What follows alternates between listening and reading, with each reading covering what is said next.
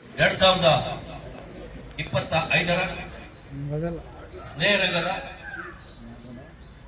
ಜನವರಿ ಮೊದಲ ತಿಂಗಳ ಆಫಿಡಿ ಕಾರ್ಯಕ್ರಮಕ್ಕೆ ತಮಗೆಲ್ಲರಿಗೂ ಕೂಡ ಆತ್ಮೀಯವಾಗಿ ನಾನು ಸ್ವಾಗತವನ್ನು ಕೋರ್ತಾ ಇದ್ದೇನೆ. ಹಾಗೆ ಹೊಸ ವರ್ಷದ ಶುಭಾಶಯಗಳನ್ನು ಕೂಡ ತಮಗೆಲ್ಲರಿಗೂ ನಾನು ಹೇಳ್ತಾ ಇದ್ದೇನೆ. ಈ ಹೊಸ ವರ್ಷ ನಮ್ಮ ಸ್ನೇಹರಂಗ ಮತ್ತು ನಗೆಕೂಟದ ಸದಸ್ಯರು ಮಾತ್ರ ಅಲ್ಲದೆ ಈ ನಮ್ಮ ಪಾರ್ಕ್ನಲ್ಲಿ ವಾಕ್ ಮಾಡುವಂತ ಎಲ್ಲರ ಕುಟುಂಬಕ್ಕೂ ಕೂಡ ದೇವರು ಒಳ್ಳೆಯದನ್ನು ಮಾಡಲಿ, ಆಯುಷ್ಯ ಆರೋಗ್ಯವನ್ನ ಕೊಟ್ಟು ಕಾಪಾಡಲಿ ಅಂತ ನಾನು ಪ್ರಾರ್ಥಿಸಿ ನಾವು ಕಾರ್ಯಕ್ರಮವನ್ನು ಪ್ರಾರಂಭಿಸೋಣ.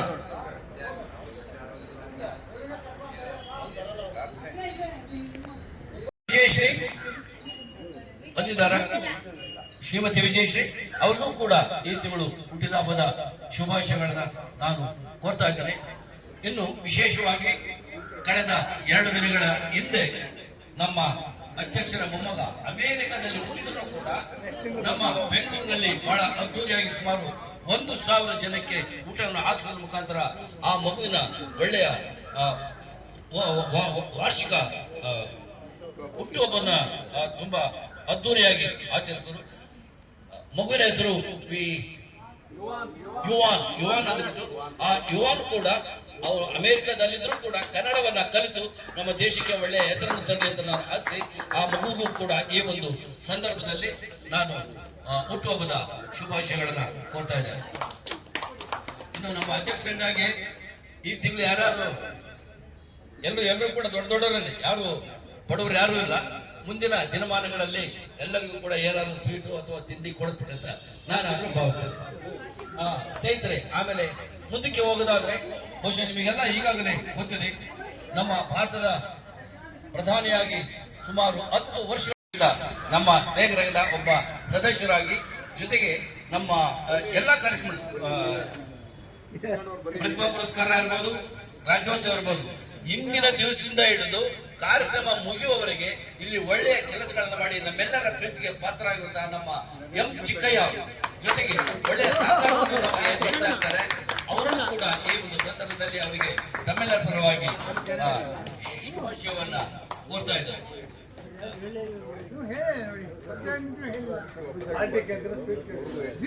ಈಗ ಚಿಕ್ಕಣ್ಣವ್ರಿಗೂ ಗೊತ್ತಿರುತ್ತೆ, ಅವರು ಜನವರಿ ತಿಂಗಳಲ್ಲಿ ಹುಟ್ಟಿದ್ದಾರೆ. ಅವ್ರಿಗೂ ಭಗವಂತ ಆಯುಷ್ಯ ಆರೋಗ್ಯ ಕೊಟ್ಟು ಕಾಪಾಡಲಿ.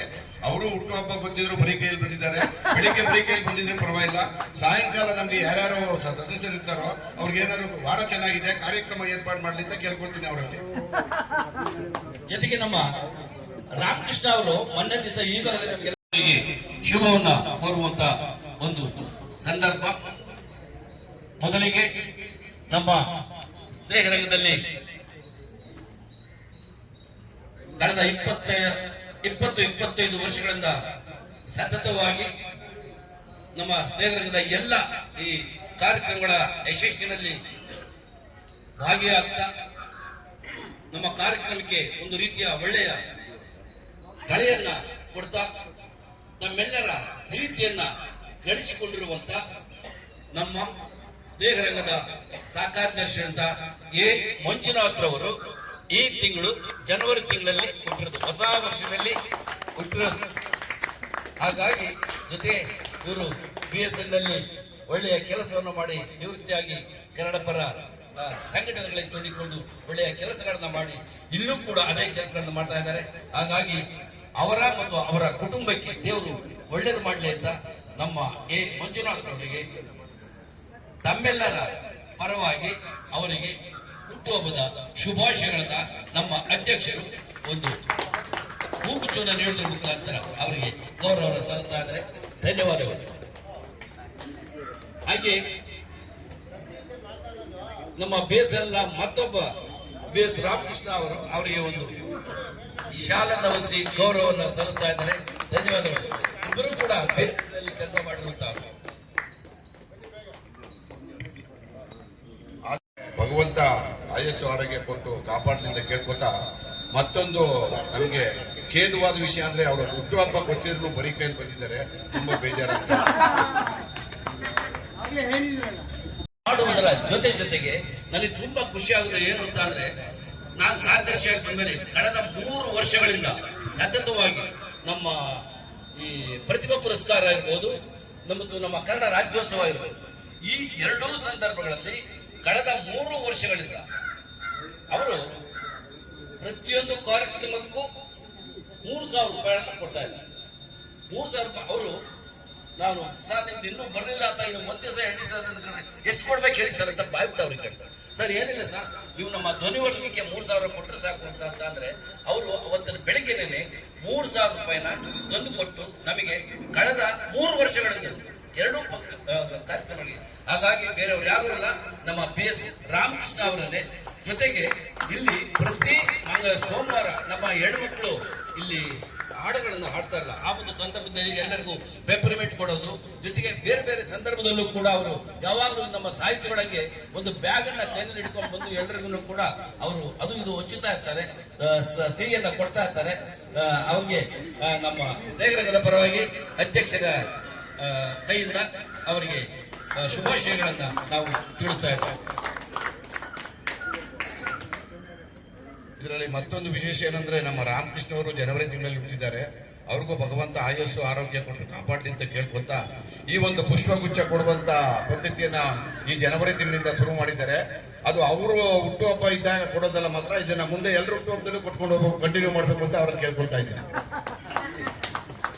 ಧನ್ಯರಾಗಿ ನಮ್ಮೆಲ್ಲರ ಪ್ರೀತಿಯನ್ನ ಗಳಿಸಿರುವಂತ ಅವರು, ಅವ್ರಿಗೂ ಕೂಡ ಈ ಹುಟ್ಟುಹಬ್ಬದ ಶುಭಾಶಯಗಳನ್ನ ಕೋರ್ತಾ ಅವ್ರಿಗೂ ಕೂಡ ಒಂದು ಹೂಗುಚ್ಛವನ್ನು ನೀಡಿ ಅಧ್ಯಕ್ಷರು ಗೌರವಿಸ್ತಾ ಇದ್ದಾರೆ.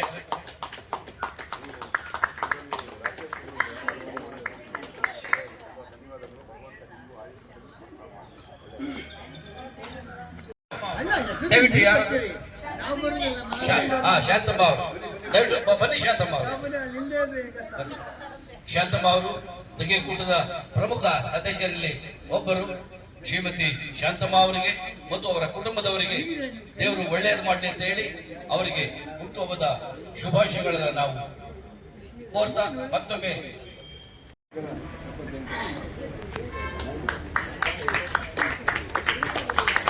ಶಾಂತಮ್ಮನವ್ರಿಗೂ ಅಷ್ಟೇ ಭಗವಂತ ಆಯಸ್ಸು ಆರೋಗ್ಯ ಕೊಟ್ಟು ಇನ್ನು ನೀಟಾಗಿ ಚೆನ್ನಾಗಿಟ್ಟಿರಲಿ. ಈ ಒಂದು ವಾರದಲ್ಲಿ ತುಂಬಾ ಹುಷಾರಾಗಿರಿ, ಎಲ್ಲ ಕವರ್ ಮಾಡಿದ್ದೀರಿ, ಅದೇ ರೀತಿ ಕವರ್ ಮಾಡ್ಕೊಂಡಿರಿ.